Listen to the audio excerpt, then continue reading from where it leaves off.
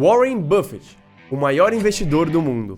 Como foi que ele passou de uma pessoa comum a multibilionário? Quais foram as empresas que ele adquiriu? Warren Buffett já executou várias estratégias diferentes no mercado de investimentos, mas algumas delas se destacaram na história dele e hoje nós vamos contar todas elas para vocês.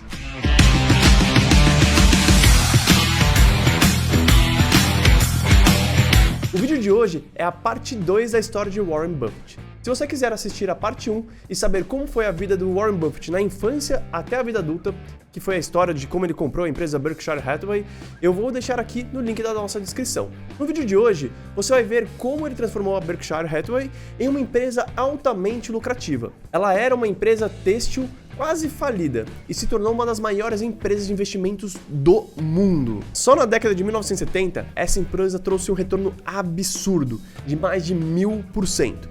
Com isso, Warren Buffett ficou conhecido pelo mundo, o que chegou a fazer com que uma simples notícia de que ele iria comprar um certo ativo causasse movimentações bilionárias não esperadas no mercado. Mas como foi que o Buffett conseguiu fazer a empresa dele crescer tanto assim? Essa aqui foi a estratégia dele. Olha só, assim que ele assumiu o controle da Berkshire Hathaway e demitiu todas as pessoas que tentaram passar a perna nele, ele resolveu suspender a distribuição de dividendos. Mas por que ele fez isso, sendo que ele era tão a favor da própria distribuição de dividendos?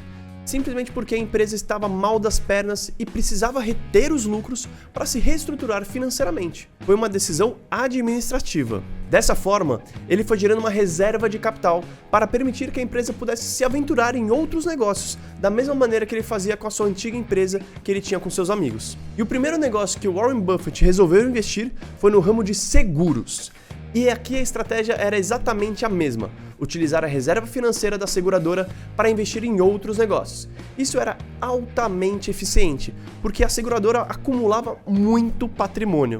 Imagina que você fez um seguro para o seu carro e a seguradora, teoricamente, fica com aquele valor guardado para que, caso você tenha algum sinistro, precise acionar o seguro e a seguradora tenha que te pagar. Porém, muitas pessoas fazem seguros e a seguradora não precisa ter todo o valor guardado ali, porque são poucas as ocasiões que a pessoa aciona de fato o seguro. Então o que o Warren Buffett fez foi manter uma reserva suficiente para pagar o número de X sinistros e o resto ele usava para alavancar suas operações no mercado financeiro. Essas estratégias de seguro, trabalhando junto com o mercado financeiro, foi tão boa que em cerca de 10 a 15 anos, o Warren Buffett encerrou as atividades originais da empresa dele, que era a produção de tecidos, e ficou só com as atividades de seguradora mais os investimentos. Ao longo dos anos, as aquisições de Warren Buffett foram ficando cada vez maiores.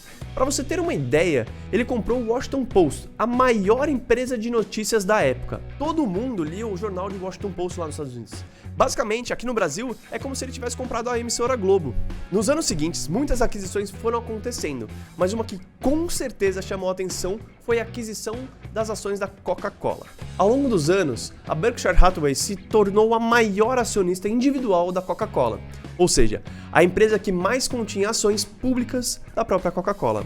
E como se não bastasse, o próprio Warren Buffett também se tornou um dos diretores da Coca-Cola e se manteve nesse cargo por mais de 15 anos. E logo em seguida, o filho dele, Howard Buffett, assumiu essa posição. Em várias entrevistas, o Warren já disse que a Coca-Cola é uma empresa maravilhosa e que ele é um consumidor apaixonado pela bebida. Bom, quem não é, né? E ele acredita que é uma empresa muito bem administrada e vai continuar gerando lucros a longo prazo.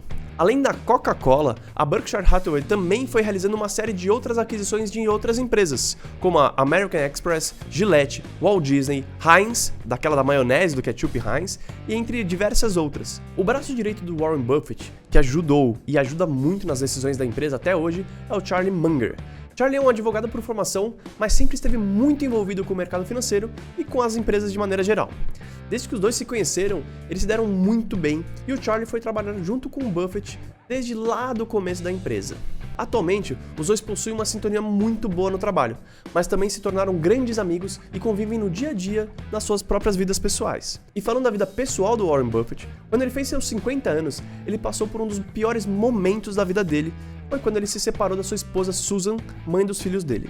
E para piorar, ele também estava recebendo muitas críticas da empresa por não fazer doações do enorme dinheiro que ele vinha acumulando. Isso foi uma crítica que com certeza ficou na cabeça do Buffett e as consequências você vai ver logo logo. E esse não foi o único ataque que o Warren Buffett recebeu da mídia. Alguns anos depois, os jornais simplesmente saíram dizendo que ele tinha perdido o toque e que não estava sendo tão mais lucrativo quanto antes. E de fato, os investimentos dele apresentaram uma queda no retorno, mas nada de negativo.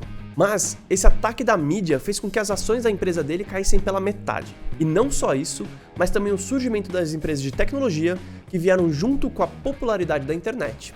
Só que, como um bom investidor, Buffett sabia que o ânimo gigantesco em torno das empresas de tecnologia iria se estabilizar com o tempo e o próprio mercado iria se autorregular. E assim que isso aconteceu, as ações da Berkshire Hathaway voltaram a se valorizar, e valorizaram muito, fazendo Warren voltar para as notícias como o maior ícone do mundo nos investimentos. Mas lembra que eu falei que as críticas sobre as doações ficariam na cabeça do Buffett e que ele iria sofrer as consequências no futuro?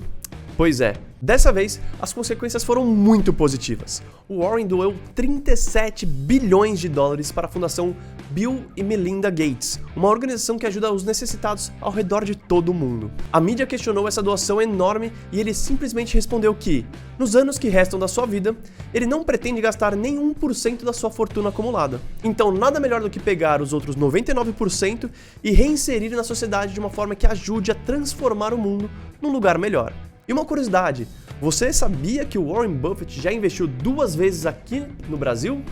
A primeira vez foi quando ele investiu na nossa moeda, o real, em 2007. Naquela época, a nossa moeda estava desvalorizada, e o Warren acreditava que ela iria valorizar bastante nos próximos anos. E ele realmente acertou. Em pouco tempo, o real se valorizou 17% e o Buffett saiu com um baita de um lucro.